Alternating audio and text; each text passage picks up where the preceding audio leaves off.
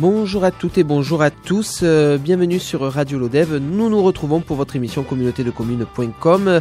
Nous allons parler dans cette émission de l'eau à travers toute une programmation avec Résurgence en deuxième partie aux côtés d'Ingrid Amin. Pour commencer, l'eau à travers la problématique de cet été. On parlera plus largement des risques aussi sur le territoire avec son vice-président Bernard Janic. Et donc pour parler de l'eau, le chef de projet GEMAPI, Mathieu Catala. Bonjour à toutes et bonjour à tous, bienvenue sur Radio Lodève pour votre émission Communauté de communes. Nous sommes le vendredi 19 mai avec la communauté de communes du Lodèvois. En deuxième partie de cette émission, nous retrouverons Ingrid Amin de l'équipe Résurgence pour parler de la saison, de la fin de cette saison Résurgence, programmation culturelle des arts vivants avant le festival qui se tiendra cet été. Pour débuter cette émission, nous allons présenter autour d'un long chapitre les risques majeurs durant cet été et tout au long de l'année sur le territoire, avec une nouvelle délégation qui a été mise en place il y a quelques mois sur le Lodèvois et Larzac. Je suis avec son vice-président Bernard Janic, par ailleurs maire de Saint-Jean-de-la-Blaquière. Bonjour. Oui, bonjour à tous et à toutes. Je suis également avec Mathieu Catala, chef de projet GEMAPI. Avec lui, nous reviendrons justement sur aussi un des enjeux de cet été, la ressource en eau. Bonjour Mathieu. Bonjour à tous. Alors, on va parler des risques. Les risques sont nombreux. On va justement les détailler. Déjà, pour commencer, Bernard Janic, en introduction de cette émission, je disais c'est une nouvelle délégation qui a été mise en place par la communauté de communes il y a quelques mois à présent. Vous avez pris cette nouvelle vice-présidence déléguée au risque. Il s'agit de quoi justement c'est quoi à travers cette délégation qui est mise en place ? Alors, la délégation s'intitule Prévention et gestion des risques. Alors la prévention, c'est bien sûr ce qui est antérieur, si vous voulez, c'est toute la préparation avec des plans à élaborer. Et la gestion des risques, c'est l'événementiel. Lorsqu'un événement surgit, que fait le maire et avec qui il va être accompagné. Donc c'est un petit peu la mission que m'a confiée le président. Oui, avec on peut un peu détailler les risques. Les risques sont les mêmes sur l'ensemble du territoire ou ils diffèrent en fonction. On sait qu'on a un territoire quand même assez hétérogène entre le plateau du Larzac, le sud de la communauté de communes avec notamment votre commune Saint-Jean-de-la-Blaquière et toute cette partie autour des Ruffes. Alors on a tendance à parler surtout du risque feu de forêt vu les événements qui se sont passés ces derniers mois et ces dernières années. Mais il ne faut pas oublier les risques courants. C'est pour ça que le territoire, si on prend Lodève par exemple, Lodève a l'autoroute à côté, comme le Bosc d'ailleurs, et Péguerolles et ensuite les rives jusqu'au Quélard. C'est un risque courant mais très important. Et quand on pense aux dizaines de milliers de véhicules qui passent tous les jours dans les deux tunnels, donc c'est encore plus intéressant si vous voulez, de se pencher de ne pas oublier cette problématique. Donc, n'oublions pas les risques courants.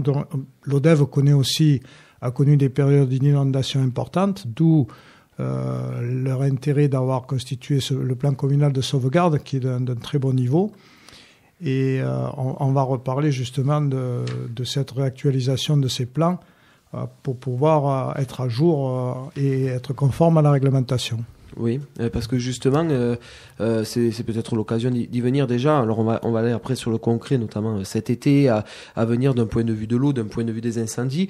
Mais voilà, durant ce prochain mandat, alors je rappelle, aujourd'hui vous avez une fonction d'élu, vous êtes maire à Saint-Jean-de-la-Blaquière, vice-président de la communauté de communes, donc vice-président autour de cette gestion et prévention autour des risques.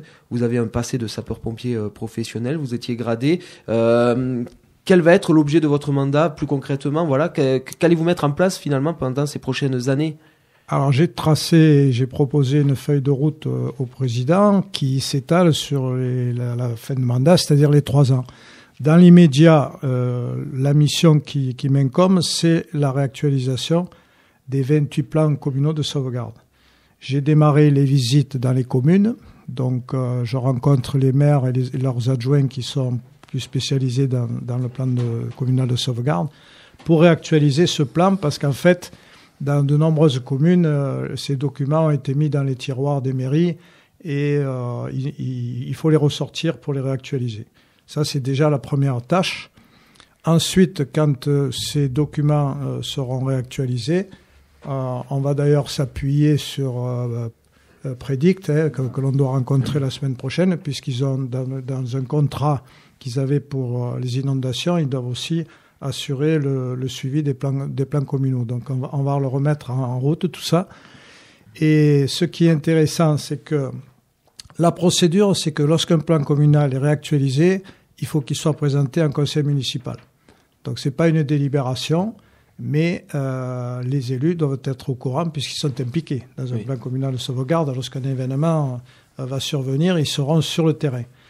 Et donc ce sera la deuxième étape.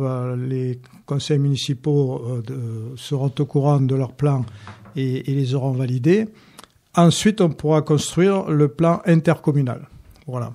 Ça, c'est une deuxième mission qui devrait se faire l'année prochaine avec un petit groupe de travail pour pas être seul, puisque ce sera intéressant justement de comparer, et les risques ne sont pas les mêmes sur le plateau du Larzac que dans la plaine du Lot-des-Voix.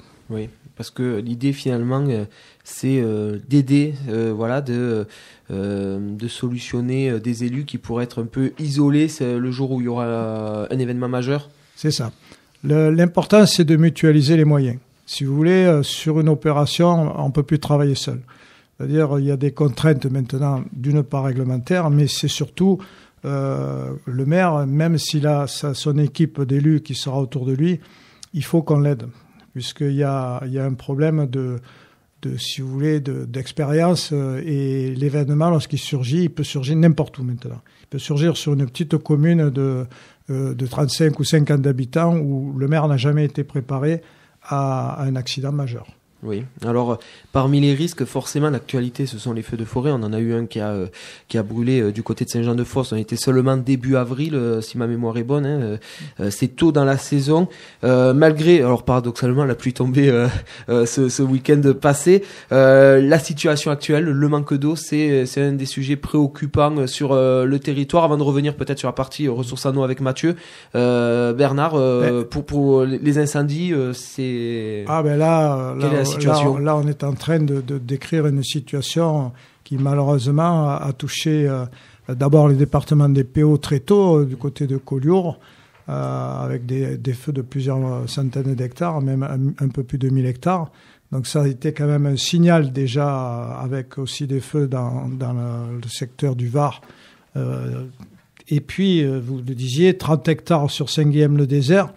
Saint-Guilhem-le-Désert n'avait pas eu de grand feu depuis 1984, où il y avait eu le grand feu qui était parti de Montpérou et qui était arrivé jusqu'au Max Nègre du côté des Lavagnes. Donc c'est un signe. 30 hectares. Par contre, les éléments actuellement sont encore plus défavorables, puisque le couvert végétal est très sec. Et puis il ne faut pas oublier que c'est le vent. Le vent, c'est le facteur prépondérant de propagation. Voilà. Maintenant, il y a un élément que personne ne maîtrise, c'est la mise à feu. C'est-à-dire que s'il n'y a pas de mise à feu, il n'y a pas d'incendie, vous comprenez ? Oui, parce que c'est quoi ? C'est 90% des feux qui sont là, d'origine apparemment, humaine ? sur Saint-Guilhem, il y a eu une mise à feu volontaire, c'est-à-dire c'est pas un accident. Hein. Oui. Si on prend un autre exemple pour le feu de Lozère de l'année dernière à Mossuéjoul, 1300 hectares, c'est un tracteur qui a mis le feu. C'était un accident agricole. C'est eux-mêmes accidentel. Là, c'était accidentel. Au niveau de la ressource en eau, Mathieu Catala, je disais, il a plu ces derniers jours, ça suffit pas. Ça va pas suffire malheureusement. Il a fait, je crois, entre 10 et 20 mm sur le territoire.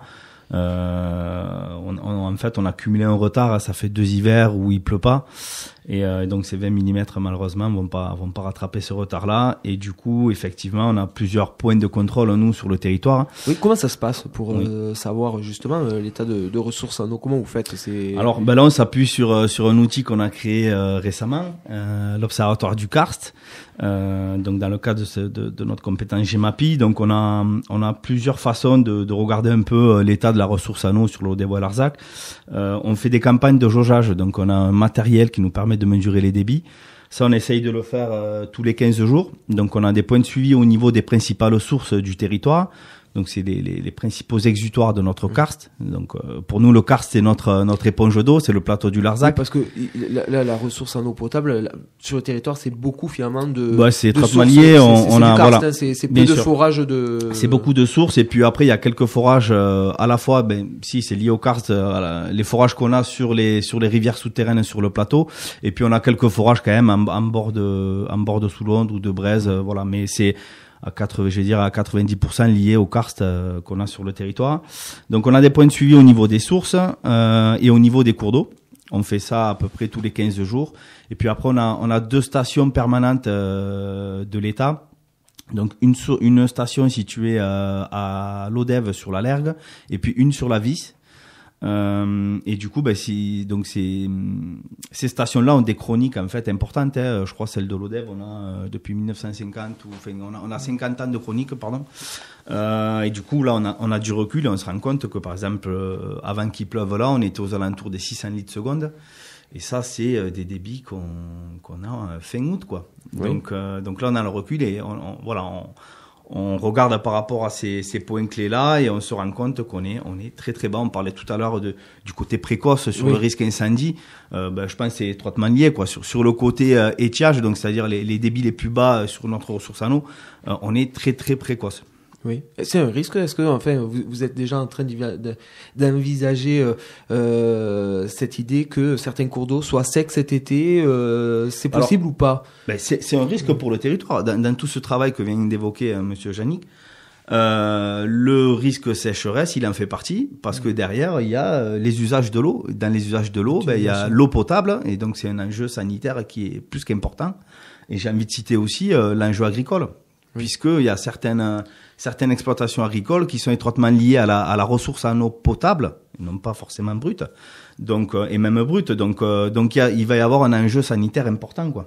Oui, alors on y reviendra justement sur l'actualité autour de cette ressource en eau, mais Bernard Jannick, quand on est maire, voilà, c'est est-ce qu'aujourd'hui, quand arrive la période de l'été, ça devient un stress en tant qu'élu de savoir voilà s'il y aura assez d'eau pour irriguer les jardins, s'il y aura assez d'eau tout simplement pour quand on ouvre le robinet pour boire, particulièrement. Alors je pense à votre commune elle fait partie avec Soubès des 2 communes qui vont être raccordées cette année par le ciel pour répondre justement à cette problématique.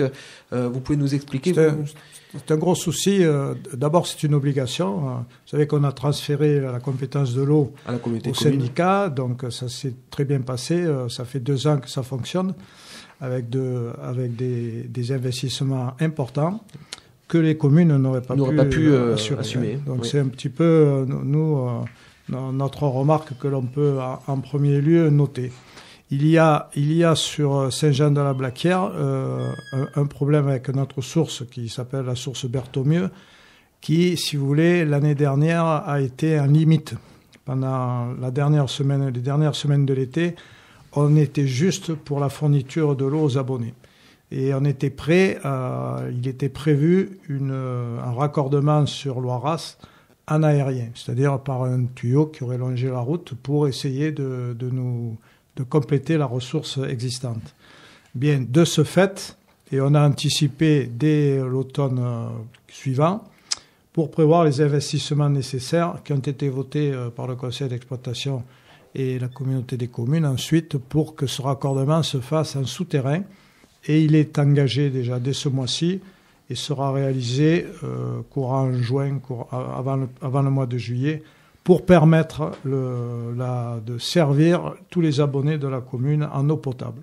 Oui, alors justement, comment ça se passe d'un point de vue préventif pour éviter d'en arriver à une situation où il n'y a plus d'eau au robinet, enfin même si là du coup c'est solutionné par une interconnexion avec d'autres ressources en eau de la collectivité. Comment ça se passe? C'est uniquement, alors vous le disiez, c'est une compétence de la communauté de communes, fournir l'eau, mais est-ce qu'il y a d'autres services qui interviennent? Est-ce que, je sais pas, l'agence de l'eau, l'État, comment ça se passe? Après, si vous voulez, il y a le rôle du maire. C'est-à-dire le maire, lui, est obligé d'appliquer ce que lui dicte le préfet, là, notamment l'arrêté dont parlera Mathieu après.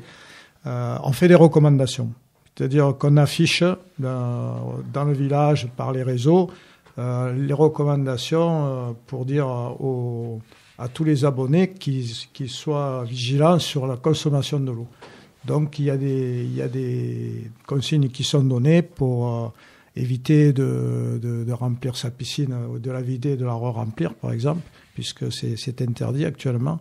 Et ensuite, bien sûr, tout ce qui est arrosage des pelouses, lavage des voitures et les jardins d'agrément, les jardins potagers, on doit limiter les arrosages à des heures précises. C'est-à-dire avant 8h le matin et après 20h le soir. On va y revenir sur cet arrêté, mais j'imagine aussi que quand vous êtes maire, il y a déjà des mesures qui ont été prises. Je sais pas moi, les fontaines qui coulaient les fontaines sont fermées. On a fermé les fontaines, ou alors on en a laissé qu'une, parce que c'est important dans un village là où on a un énorme passage de randonneurs, qui ont besoin de faire le plein d'eau. Mais on en a fermé 3 ou 4 pour justement limiter les pertes d'eau, quoi. Oui. Ouais. Alors, un arrêté est tombé il y a tout juste une semaine, c'était vendredi dernier, Mathieu Catala. Pour rebondir, en fait, l'anticipation de cette situation, elle se joue à plusieurs niveaux. Il y a donc le ciel en tant que gestionnaire, la réponse en fait à cette situation préoccupante, ça a été d'essayer d'interconnecter en fait les différentes ressources du territoire. Donc les différentes sources, essayer d'amener c'est une histoire des vases communicants. C'est ça, c'est une belle image. Donc c'est essayer de faire communiquer ces vases-là, puisqu'en gros on est quand même un territoire, je l'ai entendu dire, mais de la ressource en eau, des sources de l'eau, il y en a sur le territoire, oui effectivement. Mais par contre, toute cette eau, elle est pas captée partout, on peut pas la mener partout au robinet des gens. Donc c'est dans ce sens-là où il y a des situations qui peuvent être tendues. Parce que parfois certains villages ils sont alimentés juste par une petite source entre guillemets, et donc c'est dans ce sens qu'on essaie d'interconnecter. Ensuite l'autre système de prévention, c'est celui effectivement de l'État et de cet arrêté préfectoral qui vient de tomber le 12 mai, où là il y a tout un système de niveaux où en fonction des certains niveaux où on est situé, il y a des mesures qui se mettent en place, et donc à partir depuis le 12 mai on vient de passer en alerte renforcée, qui est le niveau 3 sur 4. Le niveau d'après, c'est la crise. En sachant qu'on est mi-mai. C'est des situations en principe qu'on connaissait juillet-août. Ouais. Donc là, on est mi-mai, on est voilà, en alerte renforcée. Donc on vient de les citer, plus ou moins. Les principales interdictions, donc ce sont les remplissages des piscines privées, à l'exception donc de la première mise en eau. Donc là j'ai l'arrêté sous les yeux, parce qu'il y a beaucoup de nuances dans chaque fois l'arrêté. Les gens y ont accès sur le site de la préfecture. N'hésitez pas à aller le voir et rentrer dans le détail, parce qu'il faut quand même le développer. Il y a toujours un peu de nuances dans les arrêtés. Donc l'interdiction de remplir les piscines à l'exception des nouvelles construites, le lavage des véhicules privés au public en dehors des stations, c'est-à-dire que vous ne pouvez pas laver votre voiture chez vous, mais vous pouvez aller dans une station professionnelle qui, elle, si vous voulez, recycle l'eau. Donc comme on l'a dit, les bornes et les fontaines en circuit ouvert doivent être fermées. Et ensuite, pour le tout un chacun, donc il est interdit entre 8h et 20h, c'est-à-dire la journée, l'arrosage donc des jardins potagers. Ensuite, pour les collectivités aussi, interdiction d'arroser les pelouses, espaces verts, donc sur ces périodes-là. Les voiries aussi. Donc il est interdit de laver les voiries, sauf avec les balayeuses également, matin, les laveuses et les balayeuses automatiques. Donc voilà, il y a tout le temps de la nuance. Et puis pour les terrains de sport, donc il est interdit d'arroser sur le niveau que je viens de, le niveau 3. Le niveau 3, il est interdit donc d'arroser les pelouses et espaces verts. Alors je l'ai dit en introduction, vous êtes chef de projet GEMAPI, concrètement c'est vous qui vous occupez de l'entretien des rivières. Oui. C'est pas un simple arrêté, c'est vraiment la situation, elle l'exige aujourd'hui. Enfin, les auditeurs qui nous écoutent, il est fort raisonnable vraiment d'écouter cet arrêté et de le mettre en place. La situation est préoccupante. On a cité les éléments d'exception, c'est-à-dire qu'on est au mois de mai, on est mi-mai et on est sur des débits de fin août, quoi. Donc je pense que tout un chacun qui est du territoire qui passe à l'ODEV, regardez par-dessus les ponts, regardez l'état de la Lergue, même de la Sous-Londres. Enfin, voilà, ça va sauter aux yeux des gens, quoi. On est sur des débits de fin août quasiment, quoi. Oui, puis la situation peut évoluer. Si on connaît le même été que l'année dernière, ça sera pire. Voilà, disons que, alors, il y a un peu un inconnu qui est l'inertie de ce phénomène-là. Okay. On voit que de semaine en semaine, là, on vient de prendre 20 mm, ça a donné un peu de sursaut. On est passé en gros de 600 litres seconde à 650, ça donne un petit souffle. Mais on voit que cette courbe, elle tend à redescendre rapidement, quoi. Même de jour en jour, on le voit, on perd 10-20 litres seconde. Donc on peut imaginer que là, dans 3 semaines, ces 20 litres seconde, ils sont oubliés. On repart à crescendo sur une descente, mais jusqu'où ça va aller? Est-ce que on va aller jusqu'à une rupture, comme tu l'évoquais tout à l'heure, de dire les cours d'eau ne vont plus couler, ou est-ce que notre karst, en fait, à un niveau, on va dire bas, il va réussir à le maintenir? C'est un peu l'inconnu, en fait. On ne sait pas comment ça va réagir. L'observatoire du karst prend tout son sens. Ça n'a jamais été autant d'actualité, quoi. Alors on l'a monté Vous pensiez pas que ça allait être Ah ben là, voilà, il prend tout son sens rapidement, mais l'idée c'était vraiment d'avoir un outil d'aide à la décision aussi. Dans les objectifs de cet observatoire, c'était d'avoir un outil pour les élus. Et voilà, de montrer, de pouvoir avoir des éléments concrets, des remontées de terrain du territoire pour derrière se dire qu'est-ce qu'on fait, quelles mesures on prend en place, voilà. Là, je pense que si on regarde les deux, entre les éléments que nous expose l'observatoire du karst et un arrêté sécheresse qui tombe, un niveau 3, je pense qu'on peut mettre les deux face à face et on se dit, ok, on prend les bonnes décisions, quoi. C'était vraiment l'objectif de cet observatoire. Oui, alors Bernard Janik, la situation est préoccupante au niveau de la ressource en eau, j'imagine. C'en est de même avec les alertes incendies. Là aussi, des arrêtés pourraient être pris. Enfin voilà, des mesures peuvent être prises là aussi concernant. Oui, déjà le préfet a pris l'interdiction de l'emploi du feu depuis 1 mois, depuis la mi-avril.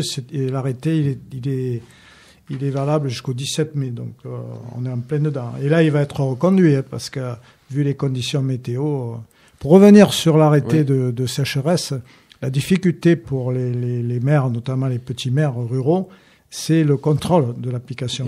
Parce qu'on a beau donner des recommandations, il est très difficile d'aller vérifier si quelqu'un n'a pas sa voiture chez lui. Concrètement, c'est qui? C'est la police de l'environnement qui s'occupe de ça? Oui, c'est tous ceux qui sont assermentés, mais il faut faire surtout confiance aux administrés. Oui. Voilà, c'est le message que l'on doit passer ce matin, c'est leur dire tout le monde est concerné. Et il faut que les gens soient citoyens à part entière. Oui, donc voilà, si on devait conclure cette émission, c'est respecter les arrêtés. Voilà, et puis pour finir sur une note positive, on a un département de l'Hérault, je parle au niveau de la lutte, avec des moyens importants. Et qui sont, si vous voulez, le département, il est expérimenté en matière feu de forêt, puisque depuis 40 ans ou 50 ans, si vous voulez, la façade méditerranéenne a été vraiment impactée et les structures ont été mises en place. Depuis très longtemps, après les grands feux du Var, des Bouches-du-Rhône, tous les départements se sont unis en entente interdépartementale et là, il y a eu des gens formés, il y a des cadres qui sont très compétents. Les équipements ont suivi et je vous garantis que l'Hérault en est à la pointe de la lutte. Un département volontariste, enfin une politique autour de ces risques incendies avec notamment des locations d'hélicoptères, d'avions. Tout à fait, il y a des moyens. Les autres départements ne les ont pas. Non, les moyens terrestres, les moyens aériens existent depuis plus de 30 ans. Et c'est une particularité de l'Hérault qui a fait de gros efforts dans les équipements des casernes. Et avant de se quitter, peut-être. Et la complémentarité avec les forestiers sapeurs, avec les comités communaux feux de forêt, il y a vraiment un maillage du terrain qui est exceptionnel. Et moi, je voudrais dire qu'il sera mis en place. Tout est prévu. Ils sont déjà en train de travailler sur cette organisation opérationnelle. Et pour les aider, alors il y a une règle, c'est le débroussaillement, il faut l'appliquer. Alors oui, nous, au Saint-Jean, on a connu ça, puisque j'ai eu, après les incendies qui nous ont touchés, 90 contrôles. 90 contrôles avec un agent assermenté de l'ONF et un élu. On est passé chez tous les propriétaires concernés, impactés, parce que le débroussaillement, on ne le fait pas n'importe où. Et ça a porté ses fruits, parce que on continue là, et c'est très important. C'est important d'une part pour sauver les gens qui déjà pour protéger l'habitation, les biens et les personnes. C'est la première mission, la première obligation. Et ensuite, c'est l'acheminement des secours, pour que les secours puissent être acheminés dans de bonnes conditions. C'est un autre levier de prévention dans tout ce qu'on a pu évoquer, comme qu'est-ce qu'on peut faire avant qu'il y ait la crise. L'obligation légale de débroussaillement, c'est un moyen de prévention face au risque incendie. C'est une obligation. Oui. Merci beaucoup. On va continuer alors à présent avec Ingrid Amin pour présenter la fin de cette saison Résurgence. Merci donc Bernard Janik, vice-président donc délégué à la prévention et gestion des risques. Et donc Mathieu Catala, chef de projet GEMAPI, pour nous avoir précisé autour de l'eau les problématiques et les enjeux de ces mois à venir. Merci à vous. Merci bien et bonne journée.